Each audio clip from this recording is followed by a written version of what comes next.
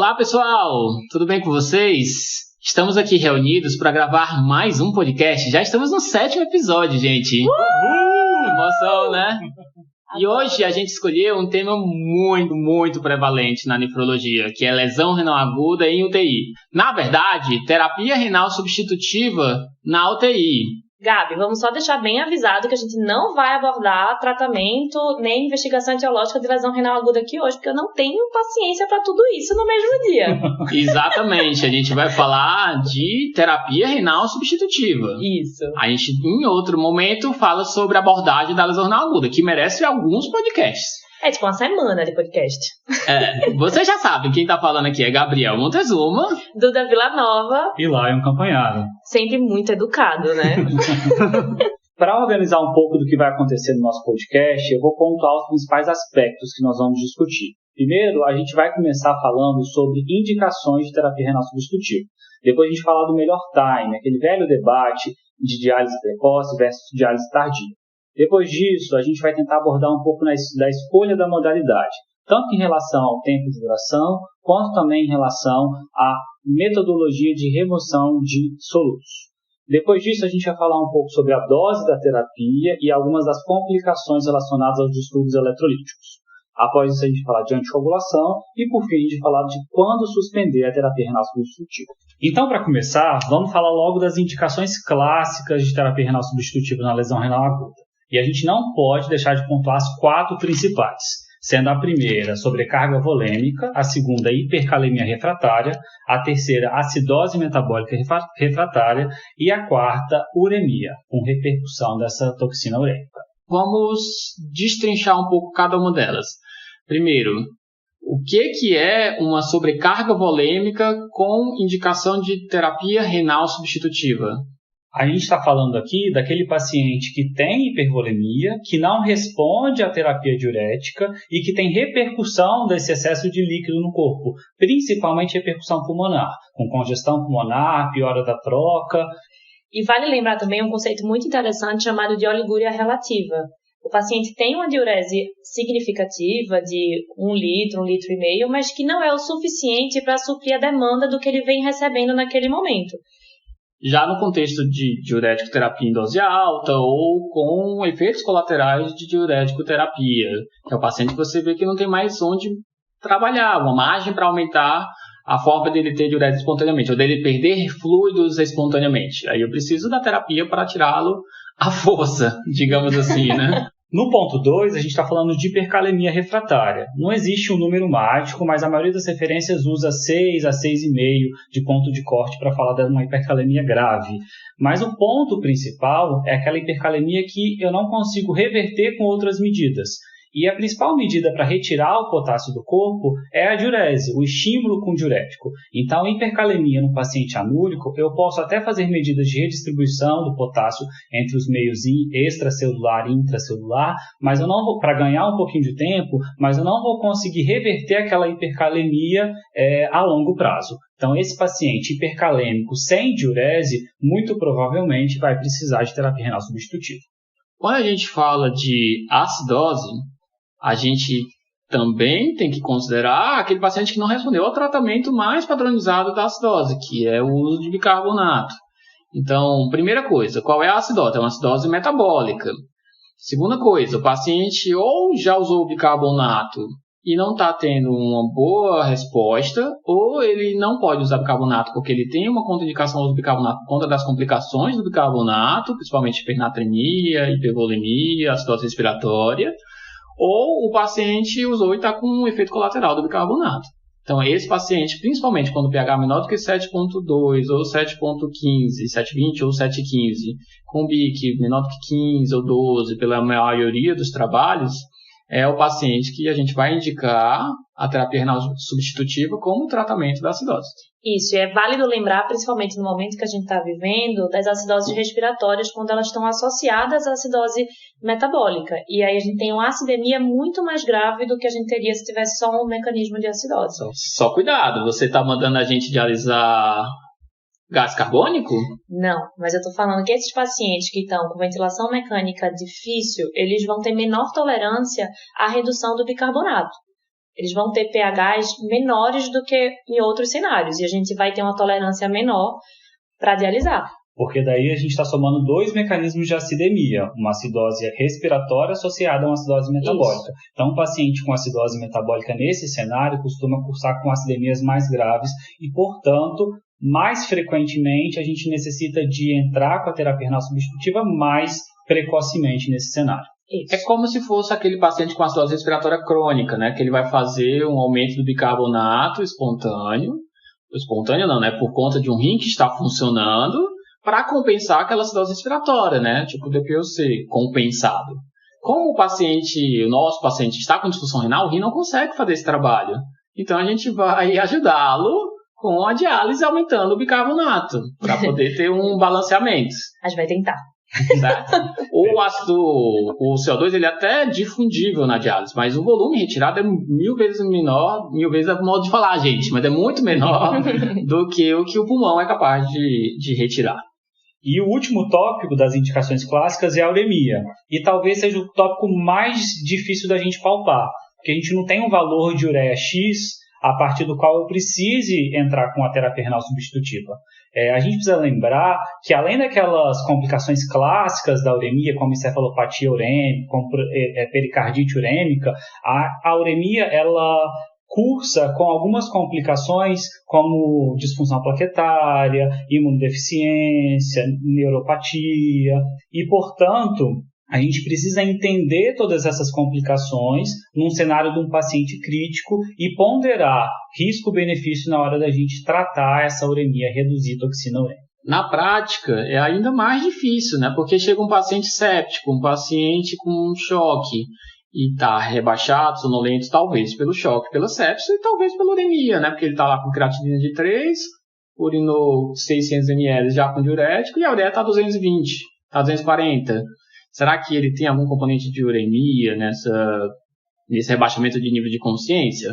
É muito difícil, né? Então, uma coisa que eu gosto de falar é, se a gente está na dúvida se aquele sintoma ele é atribuível à uremia, principalmente para um paciente que vai ter alguma repercussão clínica positiva, caso seja, com a diálise a curto prazo, o que eu quero dizer com isso? É um paciente que talvez não vai ser entubado por rebaixamento de nível de consciência, é um paciente que está sangrando com HB baixo por causa daquela uremia, por causa daquele sangramento, então talvez eu reverter uma uremia vai ter uma repercussão a curto prazo, é um paciente que eu vou estar mais disposto a indicar por conta da uremia. Se é um paciente que está entubado, que está com sedação, talvez essa ureia não está causando grandes males para aquele paciente. Então, talvez eu segure mais um pouco, a depender dos outros contextos que a gente já discutiu. É claro. Um outro ponto importante é a gente entender que alguns cenários podem subir a ureia sem necessariamente ter níveis muito elevados de toxinas outras urêmicas. E o cenário mais comum da prática clínica é o uso de corticoide, principalmente nesse momento que a gente vive. Então, a gente vê pacientes que fazem uso de doses elevadas de corticoide e isso faz com que aumente o catabolismo proteico com aumento de ureia, desproporcional ao aumento de creatinina. Então, a gente precisa ter uma análise um pouco mais crítica na hora também de interpretar a ureia além das outras toxinas urêmicas. Lembrando que eles vão estar também com diurético, né? Que é outra forma de você aumentar desproporcionalmente a ureia comparado com a creatinina. Então, é um combo que causa muito valor de ureia alto. Uma coisa que o Gabriel falou, que é importante reforçar, é que o paciente com lesão renal aguda é um paciente que tolera menos níveis elevados de ureia. Essa falta de adaptação, essa falta de tempo para se adaptar a esses valores faz com que ele tenha sintomas urêmicos com menores valores de uremia. Eu acho que um dia a gente vai chegar lá e vai ver assim, o mais importante para esse paciente é o sangramento. Então, vou usar aqueles marcadores específicos de sangramento e vou realmente saber se é uremia ou não e indicar baseado mesmo em um marcador mais específico. Então, gente, resumindo, quando eu penso em dialisar ou fazer outra terapia renal substitutiva para o paciente com lesão renal aguda, eu penso, será que vale a pena reduzir essa ureia? Será que esse paciente vai ter benefício de reduzir o potássio? Vai ter benefício de fazer um melhor controle de acidose metabólica? Ou vai ter um melhor benefício de controlar esse volume? E aí sempre a gente precisa lembrar que a terapia renal substitutiva não é isenta de complicações. Então, no momento de indicar, eu preciso pesar os benefícios potenciais dessa terapia e pesar os possíveis riscos associados a essa terapia também. Isso, a gente precisa lembrar das possíveis complicações com acesso vascular. A gente sabe que pode haver acidente de punção, pode haver hemorragia local, a gente pode ter infecção relacionada ao catéter, que eu acho que é nosso principal problema hoje, né? A gente precisa lembrar que os pacientes podem ter a possibilidade de recuperação da função renal, né, de acordo com a história natural daquela agressão, né, se essa agressão foi revertida, se ele teve novas ou não, se ele está em melhora clínica. E ele pode ter instabilidade hemodinâmica durante as sessões de terapia renal substitutiva, que pode servir como outras lesões orgânicas e outras disfunções orgânicas nesse momento. Eu tenho sempre grande dúvida se você, quando indica a diálise, você fala assim, essa nora é só durante a diálise, né? Não está causando grande repercussão. Será que isso não gera uma cascata que você começou a diálise, o paciente estabiliza, a nora vai para 20, 30, você isquemia intestino, por exemplo, né? E aí gera uma cascata de acidose que piora a resposta hemodinâmica, e aí você não volta mais, não tira mais. É muito comum a gente ligar a diálise, estava sem droga, bota droga e você não consegue mais tirar depois que você desliga, né? Não é só retirada de volume que causa essa instabilidade, né? Vocês não acham? Acho que a gente tem que considerar bem, lembrando que não é uma terapia sem riscos, né? Além dessas indicações clássicas, a gente não pode deixar de lembrar de várias intoxicações, né? Lembrando rapidamente lítio, metformina, álcoois, ácido valproico, salicilato, atenolol, né? São algumas indicações de diálise. Lembrar que hoje em dia existe uma discussão de ainda mais atípicas indicações como rabdomiólise, mieloma múltiplo, mas aí é algo ainda pouco palpável em termos de evidência científica. Lembrar que às vezes a gente indica por conta de hipercalcemia, mesmo sem ter uma disfunção renal muito grave, porque é um paciente que eu sei que não vai responder bem às medidas, e às vezes ele já tem uma urgência pelo valor de cálcio, hipermagnesemia em situações extremas, né? Outras indicações que não são tão clássicas como essas que a gente já citou. Faltou uma que a gente vê até um pouco mais, que é a elevação da amônia sérica, né? É verdade, né? Principalmente você que trabalha em serviço com muito transplante hepático, né? Ai, meu Deus! Então, nesse cenário de insuficiência hepática ou transplante hepático com hiperamonemia, alguns trabalhos sugeriram que a terapia contínua foi superior à terapia intermitente ou à ausência de terapia renal substitutiva no desfecho de mortalidade. A Duda falou uma coisa que é interessante, que é na hora que a gente vai indicar a terapia, não só a gente avalia benefício e risco, mas a gente precisa entender o contexto do momento. A gente precisa avaliar qual é o prognóstico dessa lesão renal aguda. Porque às vezes a gente é chamado no momento que o paciente está começando a melhorar clinicamente e ainda a gente não vê melhora laboratorial. Lembrando que creatinina e ureia, que a gente trabalha na prática, são marcadores relativamente tardios do que está acontecendo em relação à função renal. Então, avaliar a etiologia da lesão renal é importante, avaliar se existem insultos consecutivos e repetitivos em relação à lesão renal, avaliar como está a evolução da curva clínica do paciente, o paciente está em melhora, está em piora. Então, tudo isso ajuda a gente a decidir o melhor momento e se realmente há indicação de terapia renal substitutiva no caso. Com essa deixa, a gente entra no segundo subtópico, que é momento da diálise ou timing da diálise. Não. Com essa deixa, acho que a gente tem que lembrar de um post recente do nosso Nephropapers, do Lion, que bombou muito, que foi o teste de estresse com furosemida. Né? A gente sabe que a creatinina e a ureia são tardios, e o teste de estresse com furosemida é rápido, prático, barato e amplamente disponível. E ele ajuda a gente a tentar predizer o risco daquele meu doente com lesão renal aguda AKIN2 em evoluir para AKIN3 e possivelmente necessitar de terapia renal substitutiva. Então voltem lá e chequem como é feito o teste, porque eu não vou dizer aqui. E a Duda sabe já que mudou, não é mais AKIN ou Rifle, é porque o estudo foi feito na época do AKIN, por isso que ela falou isso, tá, gente? Além do teste de estresse de furosemida, tem outros biomarcadores também que nem são tão disponíveis na prática clínica, mas acreditem, em breve serão. Cada vez mais aparecendo mais indicações, uma hora a indústria vai investir neles. Fiquei velha esperando. Já é isso, bom sim, você vai ver. Existe o Enigal, existe o tipo 2 de FBP7, que já tem bem estabelecido em cirurgia cardíaca, em hepatopata, em relação ao prognóstico, em risco de o paciente evoluir com uma urgência dialítica, né? A gente quer, no final das contas, saber qual é aquele paciente que não vai recuperar a função renal e vai acabar evoluindo com urgência e, se possível, que eu indique o procedimento antes que ele chegue naquela urgência. O que eu não quero é indicar o procedimento num paciente que vai recuperar a função renal. Então, tudo isso que a gente está discutindo é tentando definir qual é o paciente que tem menos chance de recuperar espontaneamente antes de urgenciar, de entrar em uma urgência dialítica. Então, além dos biomarcadores, outra forma fácil de avaliar o paciente é baseado na função renal de base. Aquele paciente que sofre um insulto, às vezes um insulto não é nem tão grave assim, nem usou droga em dose tão alta, e se ele já tem uma função de base ruim, se ele já tem menos de 30 de taxa de filtração, ele tem muito mais chance de não recuperar sozinho a função do que aquele paciente que tinha 60, 70 de taxa de filtração. Então sempre lembrem de olhar, ou pelo menos a função que ele internou, né? Nem sempre a gente vai ter aquela função ambulatorial no momento estável completamente.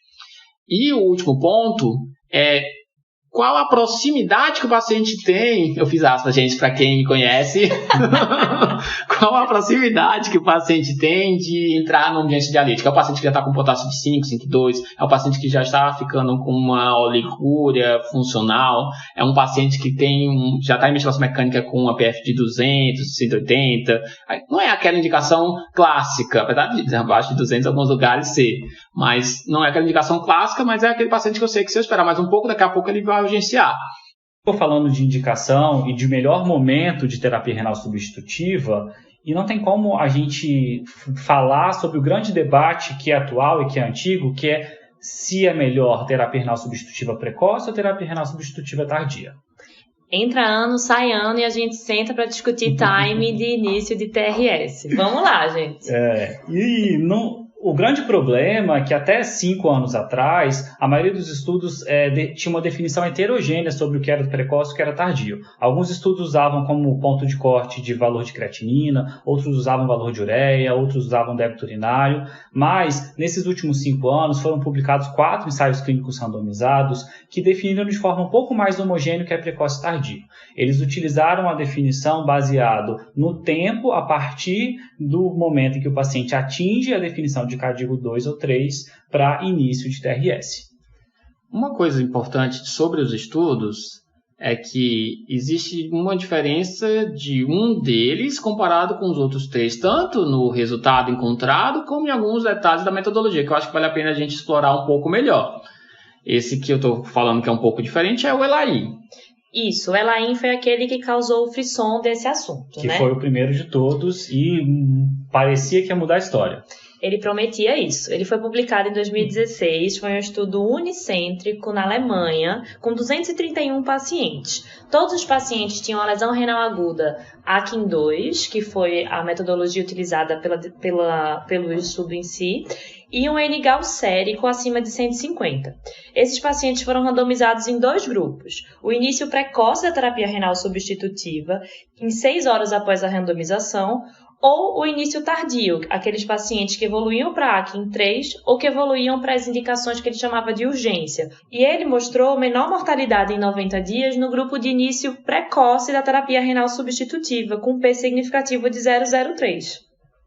Um detalhe que todos os pacientes foram submetidos a terapias contínuas e no grupo tardio, 91% dos pacientes também necessitaram de terapia contínua. Só 6 pacientes não precisaram dialisar. Um outro ponto fundamental de lembrar é que nesse estudo a maior parte dos pacientes eram cirúrgicos, sendo metade deles de cirurgia cardíaca. Os outros 3 estudos que a gente vai falar são estudos que têm algumas diferenças importantes em relação ao primeiro estudo. Então são estudos todos multicêntricos, o N era superior, sendo que no último estudo publicado agora em 2020 a gente tinha um N de quase 3.000. Diferente desse primeiro estudo, a gente tinha a maior parte dos pacientes clínicos, muitos deles com sepse e choque séptico. Além disso, esses estudos não só utilizaram terapia contínua, em 2 deles a maior parte dos pacientes utilizaram inclusive terapia intermitente, e no grupo tardio, 50 a 60% dos pacientes precisaram de diálise, contrastando com aqueles 91% do primeiro estudo. Acho então que a gente consegue pontuar alguns motivos que se destacam para essa grande diferença de 3 estudos versus o ELAIM. O ELAIM foi unicêntrico, utilizou o N-gal, foi o único que utilizou o N-gal e talvez selecionando pacientes com pior prognóstico renal, e os pacientes eram majoritariamente cirúrgicos, então a população estudada foi muito distinta. E esses 3 estudos, eles não mostraram diferença de mortalidade quando comparado o grupo precoce com o grupo tardio. No futuro, a gente vai conseguir definir um pouco melhor, né? Não é só a lesão renal aguda em si que é o problema, mas a gente sabe que as etiologias importam, o tempo de lesão renal aguda, a intensidade. Então, ainda é um pouco abstrato, eu sei. Mas sempre que você for avaliar o paciente, tenta avaliar clinicamente se aquele paciente está em melhora ou se está em piora. Se ele está em piora, ou se ele tem vários insultos, a chance dele recuperar sozinho é baixa. Então, essa terapia, ela em algum momento vai entrar. Então, se esse paciente está com um risco aceitável nesse momento, talvez agora seja o melhor momento. No momento que a gente vive hoje, a gente não tem evidência que suporte o início precoce de terapia renal substitutiva, principalmente para esses pacientes que preenchem a maior parte da nossa UTI hoje em dia. Meninos, pensando nisso daí, vocês conseguem ver algum cenário que talvez seja um pouco mais vantajoso à diálise ou à terapia precoce? Na verdade, isso quer dizer que existe a evidência de diálise precoce, né, sem ter uma urgência dialítica. Para a cirurgia cardíaca, a gente tem uma meta-análise mostrando que a indicação da diálise, simplesmente pelo tempo do insulto, né, da cirurgia, em um paciente com disfunção renal grave, né, como era meta-análise, tinha uma metodologia muito heterogênea, mostrou que teve benefício de indicar a terapia, mesmo sem urgência. E na leptospirose, que a gente, quando tem uma síndrome de Weill com acometimento pulmonar, dependendo da entrada do paciente na UTI, né, depois da entrada do paciente na UTI, simplesmente pelo tempo de permanência na UTI, o paciente tinha indicação da diálise, tanto diária quanto precoce. Então, são as duas evidências que a gente tem em termos de etiologia. A ideia é que no futuro a gente consiga fazer como na oncologia, que a gente consiga definir marcadores mais precisos para definir se aquela lesão renal aguda por sepse naquele idoso de 80 anos é igual àquela lesão renal aguda por sepse naquela criança de 20 anos, naquele adulto de 20 anos, ou qual dos pacientes que vai recuperar sozinho ou não. Parece tudo igual, mas são pacientes muito diferentes. Recapitulando o que a gente falou até agora, a gente falou sobre indicação de terapia renal substitutiva e sobre timing, ponderando principalmente as principais evidências científicas que a gente tem comparando diálise precoce versus diálise tardia. Uma vez definido isso, a gente precisa escolher a modalidade da terapia. E agora, na hora de discutir modalidade, a gente vai separar em dois momentos. No primeiro momento, a gente vai categorizar a modalidade conforme o tempo de duração, e no segundo momento, a gente vai categorizar conforme a forma de extração, de retirada do soluto. Então, falando de tempo de duração da terapia, a gente classifica as terapias renais substitutivas em convencional ou intermitente, aquela que tem duração de 3 a 5 horas, a estendida, que é aquela que tem duração de 8 a 18 horas, e a contínua, que é aquela que, teoricamente, ela é prescrita por 24 horas, mas pode ser interrompida eventualmente para um exame ou para troca aí do capilar e do set. E não só isso, que ela pode durar semanas, né? Você troca o filtro, mas a terapia continua, não é isso? Maravilhosa. E qual a grande diferença quando a gente compara uma terapia convencional com uma terapia contínua? Você mais ou menos falou da questão do tempo, né? Mas eu gosto de pensar na dose por hora. Porque quando a gente fala em terapia contínua ou em terapia estendida, a primeira coisa que vem na minha cabeça é que eu estou entregando uma dose suficiente, mas diluída em um grande espaço de tempo. Que eu estou entregando uma baixa dose por hora, mas durante muitas horas. Quando eu penso na diálise intermitente, na clássica, a primeira coisa que vem na minha cabeça é que eu estou entregando uma dose alta com fluxos altos, mas que vai ser realizada num período curto. Então, tem gente que diferencia pelo tempo da terapia e tem gente que diferencia pela dose da diálise entregue por hora. A gente sempre pensa que a terapia contínua é melhor, mas tem algum cenário que a terapia intermitente, a convencional, com alta eficiência, ela é superior à terapia contínua, ela é a modalidade de escolha? Olha, principalmente nos casos de urgência, que a gente precisa corrigir rapidamente a alteração, então nas hipercalemias, e nos pacientes com algumas intoxicações, que eu também tenho que tirar aquele metabólico tóxico rapidamente. Existe também o contrário, né? Aquele paciente que eu não posso indicar a terapia substitutiva intermitente, porque para ele é maléfico ele ter uma dose alta de cara. O exemplo clássico, ou os dois exemplos clássicos que tem grau de sugestão pelo CADIGO, de recomendação pelo CADIGO, é instabilidade hemodinâmica e hipertensão intracraniana. Quando a gente fala de hipertensão intracraniana, é meio óbvio aquele neurocrítico com um AVCH, mas tem as situações que não são tão óbvias, tipo um paciente com encefalopatia hepática, um paciente que tem uma hiponatremia muito grave. Então tem que ter cuidado se o paciente tem sinais de hipertensão intracraniana, mesmo que não seja um quadro muito óbvio. Em relação à instabilidade hemodinâmica, a diferença não é exatamente pela dose por hora, e sim mais pelo tempo que eu vou diluir minha ultrafiltração. Então, se é um paciente que precisa tirar 3 litros de UF por dia, se eu tiro em 4 horas, é diferente de eu tirar em 24 horas. Então, ele tem um menor risco de instabilidade. Apesar de ser controverso se também a dose por hora não estaria contribuindo para esse paciente estabilizar mais na terapia renal substitutiva clássica. Mas não vamos entrar nessa polêmica. Nesses cenários, principalmente de instabilidade hemodinâmica, a gente tem a recomendação de uma preferência pela terapia contínua, mas a gente tem evidência na literatura que suporte de forma forte essa recomendação? A gente não tem evidência robusta de trials mostrando menor mortalidade dos pacientes que fizeram terapias contínuas versus a terapia intermitente. O que a gente aceita hoje em dia, na verdade, é que existem algumas populações que são incomparáveis. Alguns pacientes que é antiético eu oferecer uma intermitente se eu tiver disponível uma contínua. Então, para aquele paciente que está pouco grave, o que os estudos mostram é que não tem diferença de mortalidade. O que os estudos conseguiram mostrar é que a terapia contínua foi mais eficaz em atingir um balanço hídrico negativo, embora não tenha conseguido mostrar a diferença de mortalidade. Isso tanto é verdade, essa discussão de que tem pacientes que não dá para fazer, que tem muitos anos já que não sai um estudo novo sobre comparação de mortalidade em modalidades diferentes. Porque é algo que a gente já aceitou, que a gente não vai chegar ao conclusão dos pacientes pouco graves.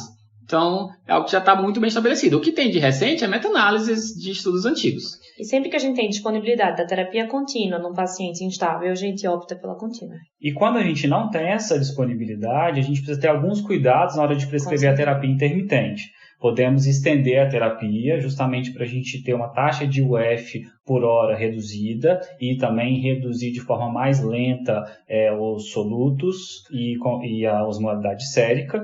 Além disso, a gente pode baixar a temperatura, aumentar os níveis de sódio e de cálcio do nosso dialisato. Disso que tem mais evidência, aparentemente, pelos estudos que a gente tem, apesar de não ser uma evidência muito forte, é temperatura. Né? Temperatura mais baixa é a melhor medida para a gente manter uma maior estabilidade. Apesar de que se eu puder fazer todas as medidas possíveis e imagináveis... Melhor. Que é o que a gente acaba fazendo. Né? Melhor. Tem um estudo recente, até que saiu esse ano, do pessoal lá de San Diego, da Etienne, do Ravindra Mehta, que ele infundiu 25 gramas de albumina em pacientes em terapia renal substitutiva. O estudo era agudos e crônicos, mas era tipo 80%, 90% dos pacientes em agudos.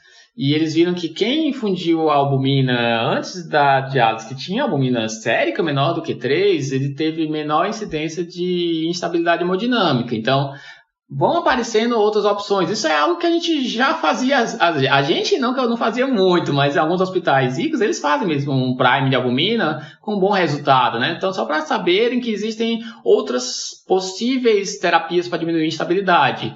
Outra que eu vi recentemente foi um estudo que mostrou que quem estava com o uso de inotrópicos teve menos instabilidade. A gente não sabe se era porque a indicação da diálise foi por serem cardiopáticos, que talvez não fosse exatamente o contexto que a gente vê de sépticos vasoplégicos, por isso que eles estabilizaram menos, ou se realmente o stunning cardíaco, o atordoamento cardíaco que existe induzido pela diálise é um importante motivo, que a gente sabe que é um importante motivo, mas que talvez ele melhore com o inotrópico. E talvez a gente pudesse fazer 30 minutos de dobutamina, já pensou?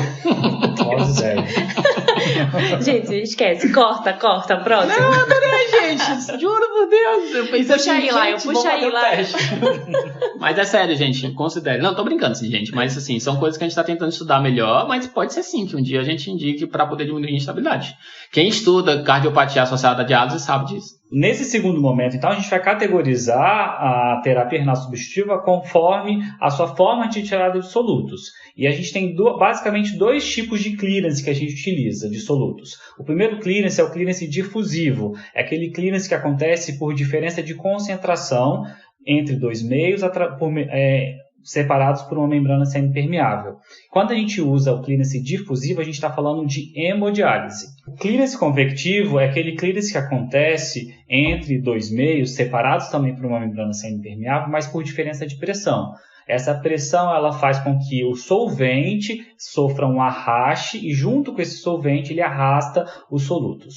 Então esse clearance é utilizado pela hemofiltração, lembrando que como acontece um grande arraste de solvente no líquido ali, é necessário que essa quantidade de solvente seja reposta. Então uma hemofiltração ela precisa de um clearance convectivo associado a uma solução de reposição. Quando as duas estão juntas, a gente chama de hemodiafiltração. A grande diferença entre esses dois tipos de clearance é que o clearance convectivo ele é superior para a retirada, para a clearance de moléculas de médio tamanho.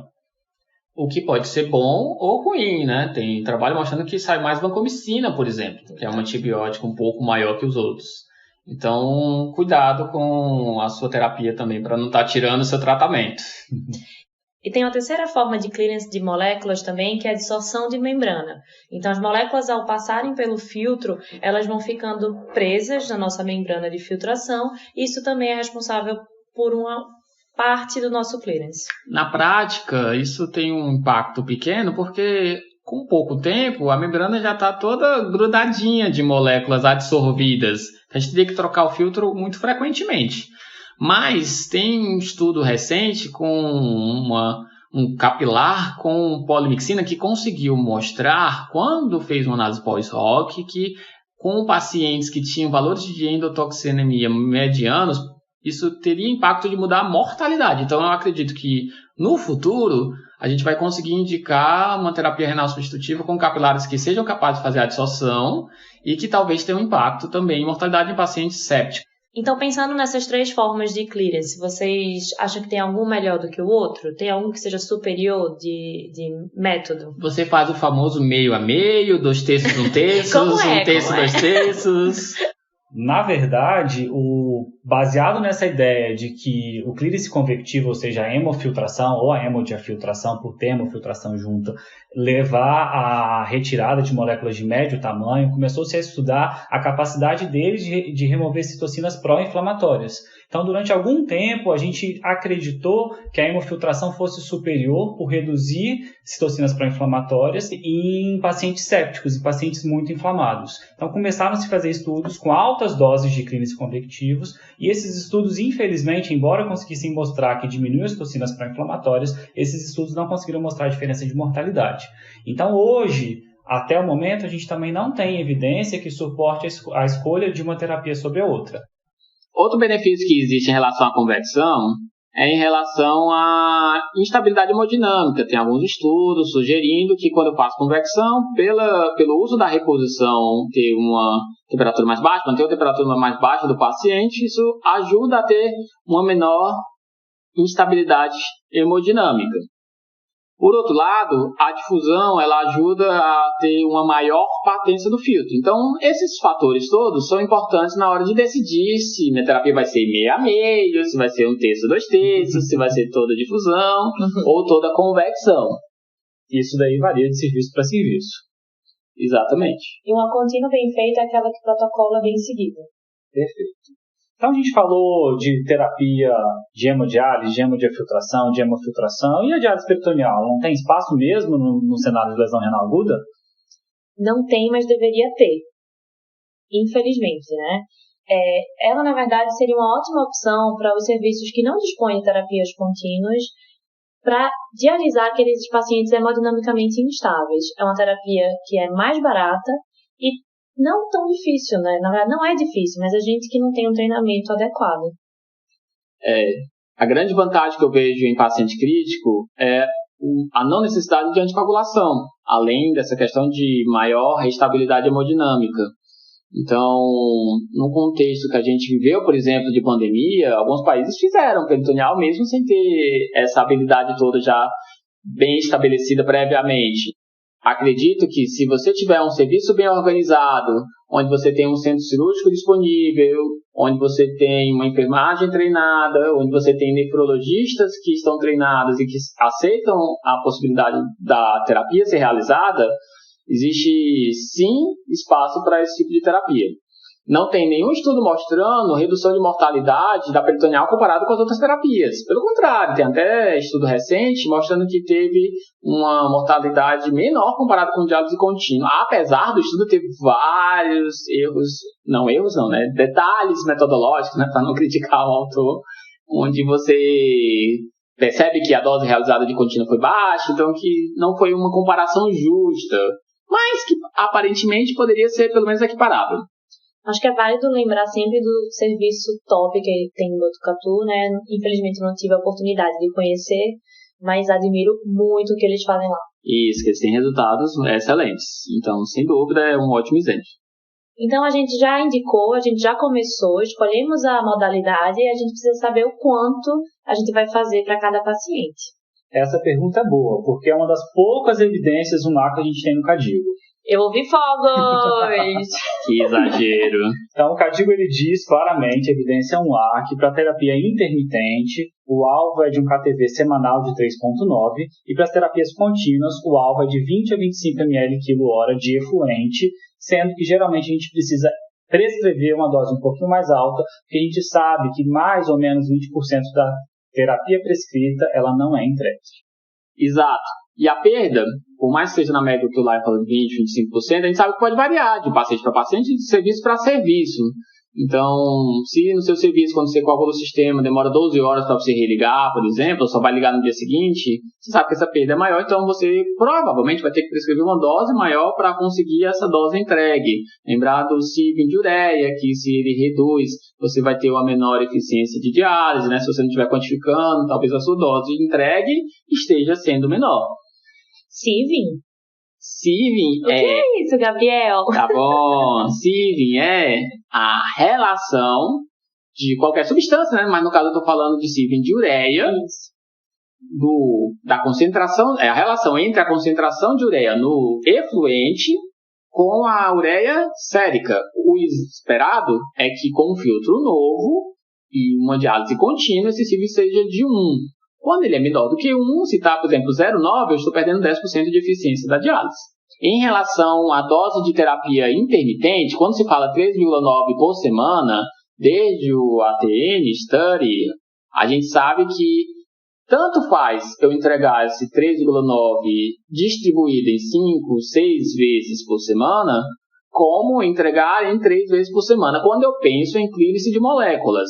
Por que isso é importante? Porque eu sei que para eu alcançar 1,3 de KTV, a gente precisa de fluxos de sangue e de banho, ou de efluente, altos. E que nem sempre são fáceis de ser alcançados em pacientes de UTI, que às vezes o catéter está na perna, é um catéter de 11,5 French.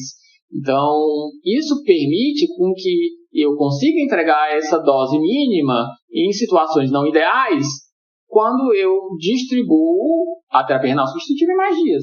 Que é o que a gente já faz na prática por conta do problema do líquido, né? Da necessidade de ultrafiltração, né? Não é só moléculas que a gente precisa resolver com a diálise. Como os pacientes de UTI costumam receber muito volume, a gente vai acabar necessitando de fazer a terapia por mais dias. E aí a gente joga banho, joga dose em todas essas terapias e já resolve esse problema da dose. Isso é importante porque quando a gente olha o estudo que embasou essa recomendação, foi um estudo que comparou a diálise prescrita 3 vezes na semana com a diálise prescrita 6 vezes na semana. E esse estudo não mostrou diferença de mortalidade entre os dois grupos. Porém, essa diálise prescrita 3 vezes na semana, como o Gabriel já falou, ela tinha uma média de KTV de 1,3.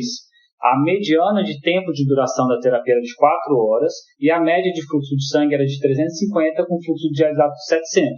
O que muitas vezes na prática a gente vê que não é o que a gente prescreve. Então, se a gente não vai entregar esse KTV de 1,3, a gente precisa, como a gente já avisou, lançar mão de sessões extras ao longo da semana e isso naturalmente vai ajudar o controle volêmico também do paciente.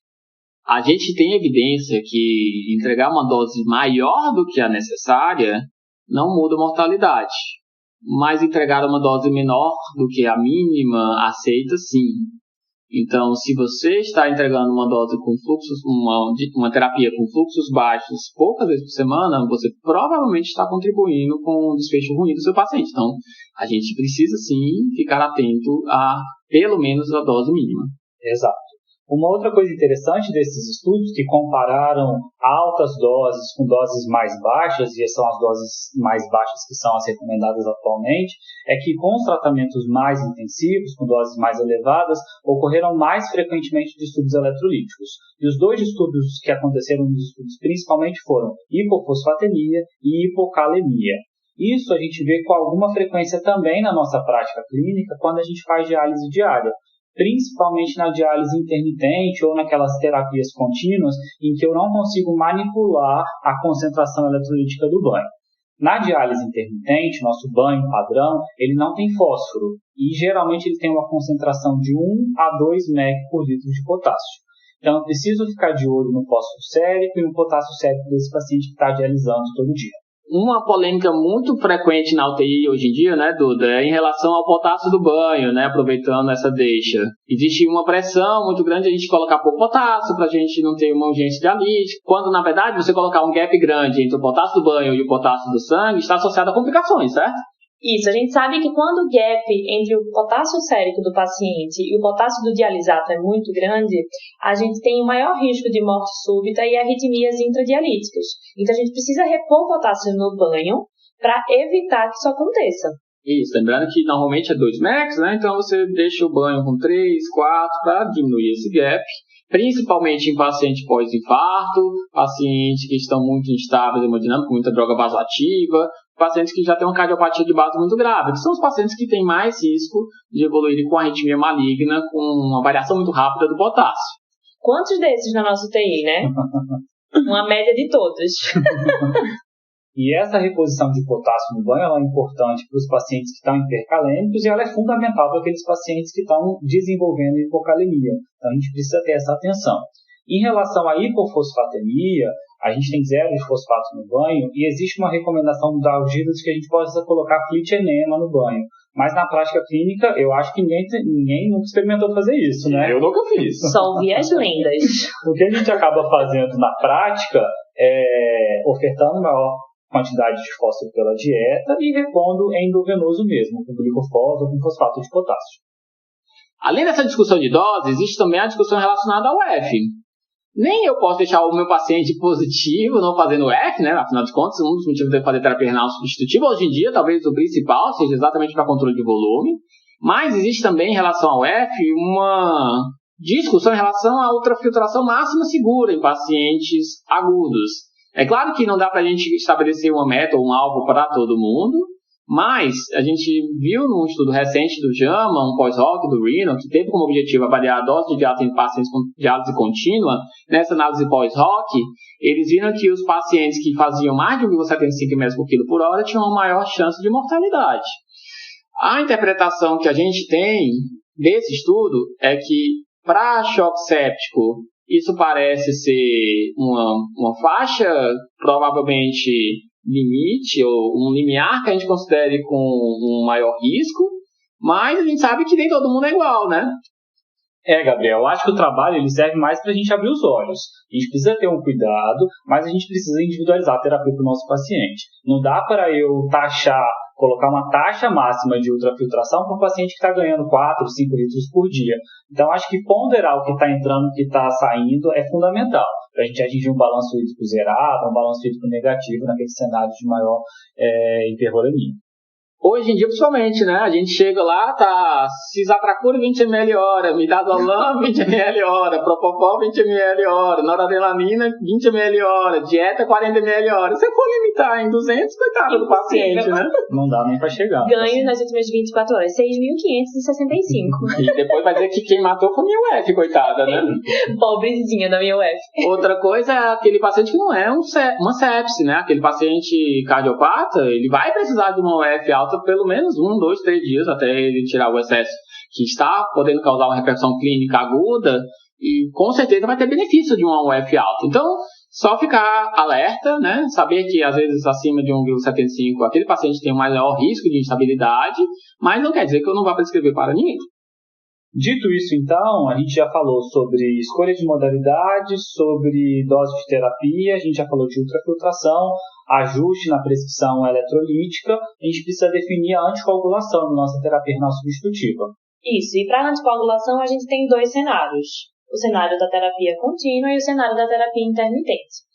No cenário da terapia contínua, a nossa anticoagulação de escolha é a anticoagulação regional com citrato.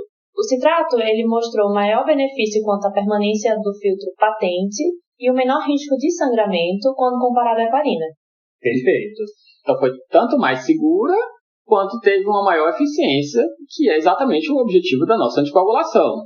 Contudo, a gente precisa ter alguns cuidados em alguns cenários em que existe um risco de acúmulo de citrato. O citrato ele é metabolizado pelo fígado, então no cenário de insuficiência hepática ou disfunção mitocondrial grave, como aqueles pacientes sépticos com choques sépticos graves, pode acontecer acúmulo de citrato, desenvolvendo acidose metabólica com anemia aumentado e hipocalcemia refratária. Nesses cenários, é importante a gente ter cuidado na administração do citrato. Então, a gente pode até administrar, mas com um pouco mais de cautela e acompanhando os exames mais de perto. Algumas revisões sugerem 2,5 de INR como limite para você ter mais cuidado e lactato acima de 40, principalmente, que seria uma população com mais risco de intoxicação. Não quer dizer que eu não posso usar, ou de acúmulo, né? Não quer dizer que eu não posso usar, mas são populações que eu vou ter mais cuidado. Além disso, lembrar que o citrato é caro, né? Então, é uma parte importante dos custos da terapia. Gente, o que eu adoro sempre lembrar para quem ainda não sabe é que a anticoagulação com citrato ela é regional. Eu acho sensacional, brilhante. Como não pensar nisso antes, né? Então, o citrato ele vai quelar o cálcio pré-filtro, então no sangue do paciente antes de entrar no nosso filtro, diminuindo o poder de coagulação. E após sair do filtro, a gente vai repor o cálcio que foi quelado, restabelecendo a calcemia do sangue antes de voltar para o nosso doente. Lembrando da cascata da coagulação que o cálcio está presente em quase todos os segmentos da cascata, né? As etapas da cascata. É aquela figurinha que a gente nunca conseguiu decorar, o cálcio está sempre lá. Exato. Então, para a terapia contínua, escolha é anticoagulação regional com citrato. Caso não seja possível, a gente pode considerar anticoagulação com heparina ou a gente não deixa nenhuma anticoagulação. Na nossa prática, a gente acaba não utilizando a heparina, até pelo grande risco de sangramento, pela gravidade do paciente que está necessitando de terapia contínua. Talvez a exceção seja aquele paciente que já está tendo muita trombose, né? No Covid a gente viu muito, né? Pacientes muito obesos, trocando catéter muito frequentemente, que está começando a ter um risco de falência de acesso. Esse é o paciente que eu vou querer correr esse risco maior com a heparina. E para a terapia intermitente, a gente tem duas opções, né? Ou não utilizar a heparina ou utilizar a heparina. Não utilizar a heparina normalmente é fazer só o soro ou o prime, né? E utilizar a heparina é o mesmo conceito da diálise contínua, né? Se o paciente tem muito risco, está com aquetopênico, se tem coagulopatia, lembrar que o paciente crítico precisa de muito procedimento, é um paciente que tem maior risco de úlcera de estresse, então é sempre um risco alto de ter sangramento. Então, muitas vezes, muitos serviços optam por, já de rotina, não fazer. Lembrar que quando a gente não usa a heparina como anticoagulação, a gente precisa ter alguns cuidados para não coagular o sistema. Então, primeira coisa é um catéter bom. Um catéter bem localizado, preferencialmente na jugular direita, bem posicionado na transição de veia cava superior para o ato direito. Ou, se for usar um catéter na femoral, um catéter mais longo, com fluxo adequado. Geralmente, a gente também utiliza fluxos de sangue um pouco mais altos, que diminui a chance de coagulação. E, muito frequentemente, a gente utiliza aquele famoso prime com soro fisiológico. Pode ser feito a cada 20, a cada 30 minutos, a cada 1 hora. Não existe evidência de que esse prime ele diminui o risco de coagulação no circuito, mas ele pelo menos facilita uma melhor visualização com um diagnóstico mais precoce da iminência de coagulação. Falamos um monte de como prescrever, quando prescrever a terapia renal substitutiva e só para a gente finalizar, quando que a gente deve suspender a terapia renal substitutiva? Olha, xixi é sempre bom. É o primeiro passo. E o segundo é queda de creatinina espontânea. Exato. Não existe uma fórmula mágica que vai dizer o melhor momento da gente suspender a terapia renal substitutiva. Mas a gente basicamente vai se guiar pela diurese, lembrando que o débito urinário geralmente é o primeiro sinal de recuperação de função renal, e pelos exames interdialíticos, ureia e creatinina. Se a gente geralmente coleta entre os dias de diálise, sem o paciente fazer diálise naturalmente, se o exame cair, é um ótimo sinal de que ele está recuperando. Outro parâmetro que já foi utilizado, e às vezes alguns lugares lançam mão, é o índice de creatinina medido em 6 horas, em 12 horas, até em 24 horas. Lembrando que os mesmos parâmetros que a gente usa para indicar a diálise também servem para a gente indicar a não realização da diálise. no sentido contrário. Então, o paciente que não tem hipercalemia, um paciente que não tem uma acidose metabólica, um paciente que está bem compensado metabolicamente, é aquele paciente que eu vou tolerar ou arriscar deixá-lo sem a terapia renal substitutiva naquele dia. Os meus amigos do 10º, nesse momento, ele sai do SEG-TRS e vai pro TRS sob demanda.